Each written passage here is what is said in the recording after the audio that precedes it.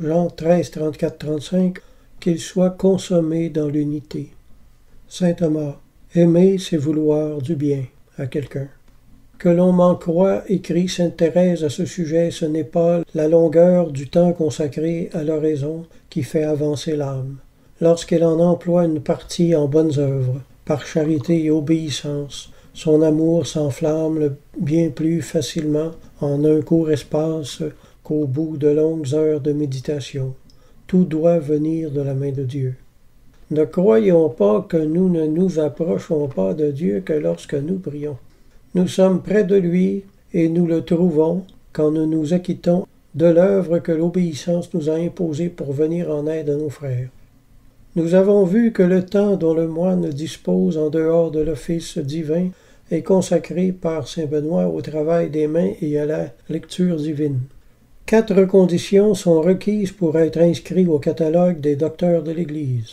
La pureté de l'orthodoxie, l'éminence de la doctrine, la sainteté et ce qui consacre tout, la déclaration expresse de l'Église.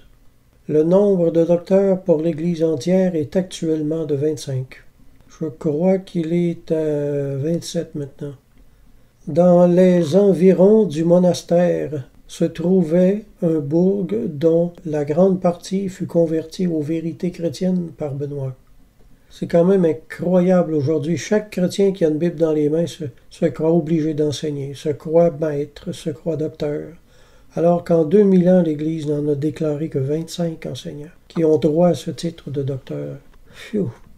Pour retrouver la paix, il faut dès lors ramener l'ordre et l'unité dans les désirs. Or, en quoi cet ordre consiste-t-il? En ce que les sens soient dominés par la raison et la raison soumise à Dieu. Aussi longtemps qu'un tel ordre n'est pas rétabli, la paix ne peut exister dans le cœur. Ainsi est-il écrit dans l'œuvre inédite de l'auteur L'Auberge d'Emmanuel, car en vérité, je vous dis, l'Évangile place parmi les péchés les plus graves le fait qu'un homme peine l'esprit de son frère. En effet, si tu as vu ton frère, tu as vu ton Seigneur, que celui qui aime Dieu aime aussi son frère, qu'il l'aime comme son âme, et qu'il veille sur lui comme la prunelle de son œil. Que nul ne dise que ses biens lui appartiennent en propre, car je vous dis en vérité, c'est une honte pour le peuple de Dieu d'avoir des indigents parmi lui. Faites donc la distribution à chacun selon les besoins. Partagez l'un avec l'autre, et ainsi vous rendrez témoignage du royaume avec beaucoup de force, et une grande grâce reposera sur vous. Et dire que son livre n'a jamais été édité. C'est une œuvre inédite. On reconnaît la présence de Jésus dans une personne en devinant sa paix intérieure.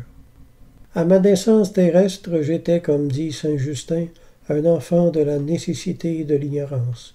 Et maintenant, par le sceau du Christ, qui m'a fait reconnaître enfant de Dieu, je suis devenu l'enfant du libre choix et de la connaissance. Amen.